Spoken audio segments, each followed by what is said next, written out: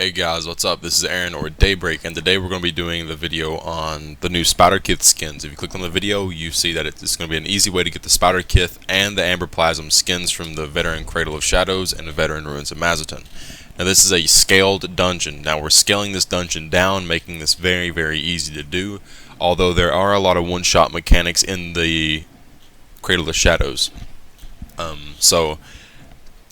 Before we get into this, I'm just going to say the Spiderkith one is a lot harder to get. It looks, I think, honestly, in my opinion, it looks a lot better. Don't get me wrong, the Amberplasm looks great too, but this, you just get a lot more coverage and a lot more detail to the Spiderkith one. But it is a lot harder to get because in Cradle of Shadows there are very many. There are a lot of one-shot mechanics. As far as I'm pretty sure every boss has a one-shot mechanic. I think the first one doesn't, but all the other ones do. So you need to have a decent group to get it. Even if it was scaled level 1, you'd still need a decent group to complete it. Now, what are you going to need for this? Well, you're going to need to have your group fully formed. So go ahead and, just to be safe, disband your group or whatever. Like if you're watching this video right now and you're in a group trying to figure out how to do it easily, disband your group and re-invite everybody to the group. And make sure you tell everyone in your group to not go into the dungeon until you say so. Alright? So, once you get your group fully formed, now you see this guy, where is he? Right here. You see this guy? Now, I don't really know this guy, but I'm going to use him as an example. So, this guy right here is CP15. V15 means CP15. He's Veteran 15.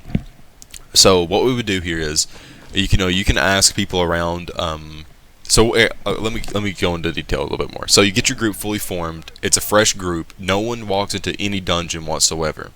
Because whoever walks into the dungeon, it will scale the dungeon level to the leader. But if you do not walk into the dungeon while your group is still formed, it will not scale it. It only scales it as soon as someone walks into the dungeon. If it makes any sense. You'll understand what I'm kind of saying. Alright, so I'm going to follow this guy around for a little bit. Now, the next step of this part is you need to find someone that's CP 10 to 50. Anything above 50, and you might as well just go ahead and do it on CP 160. And just be done with it and get decent gear for it. But CP 10 to 50, it makes it a little bit easier, and the mobs have a lot less HP, so that's about the 50 is as high as I would go. Now you can like whisper this guy here, say I'm gonna whisper him. I'm not actually gonna whisper him, but if I were you, I'd offer him some money, like, hey, can you help me out for just about 5 seconds? All you've got to do is just set in my group. I'll give you a few thousand gold, blah blah blah. And if he does, that's cool. If he doesn't, then just respect that he does not want to join your guys' group and just find someone else. What you would do at this point, once you found your low CP, so let's just act like this guy here is low CP. He is, but he's not in our range that we would want. We would invite him, and once he's invited, we would make him crown. Now, no one should be entering the dungeon at this point, just to make that completely clear.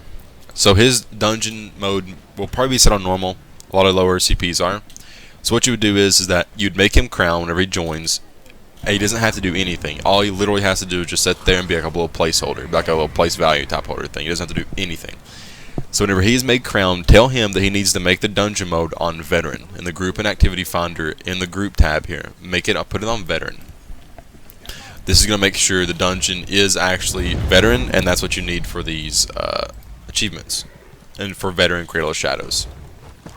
So now that he's group leader, what you would do is you would go ahead and just port into Cradle of Shadows or Ruins of Mazzoton, whichever one you're deciding to do.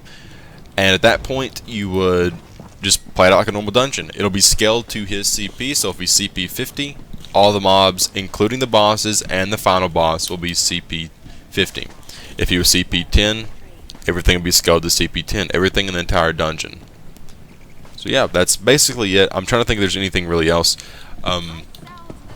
Oh yeah, it doesn't matter if we found this out as well. So if the low CP guy decides to stay in your group, which is fine, I would keep him around because you'll probably need him after. Because if someone dies or whatever, it happens, and you'll need him again. So try to keep him. If he's online, just try to keep him keep in touch with him for a little while until you guys get your skin. But if he were to die while you guys are inside the dungeon, so the 4 of you are inside the dungeon, you're about to get it. The last shot's about to go down, and he dies. Or the last boss is about to go down and he dies, it won't actually count as a group death. It won't count as anything. We found that out, by the way. So a group death only counts if they're inside of the dungeon at the time you're doing that. So I figured I'd just tell you guys that, but it's pretty. Those are the easiest ways to get these skins. Like I said, Cradle of Shadows still has a lot of one-shot mechanics as far as the last boss, or the last 3 bosses there. Cradle of Shadows one is the hardest to get. Like I said, it's my opinion the best, but yeah, if I was doing it again, I would probably do speedrun and no death together, and then I would do the hard mode. The hard mode on Cradle of Shadows is pretty difficult, and the Amberplasm one is pretty damn difficult too. Both bosses should give you guys a challenge either way. So yep, that's about it, guys. I would do this now. I would hurry up and do this before you wait too long, because Tamriel 1 is dropping in what, a few weeks? I think it's 2-3 weeks, and whenever that drops, I'm pretty sure this will not work anymore, this method. So, because everything's gonna be like globally scaled or some weird shit, and a bunch of new stuff's coming out for dungeons, and I'm sure they'll patch it right over. So, I do this quickly. I do it now. This is also a great way to farm your Undaunted up, because this works on all the other dungeons as well, as far as getting those achievements. If there's some achievements are annoying you, you can just go ahead and just, you know, scale it down and get it done. Get some Undaunted on a new character, a new tune, or whatever that you want it on. Well, this has been Daybreak, guys. Take care, take it easy. Signing off. Later.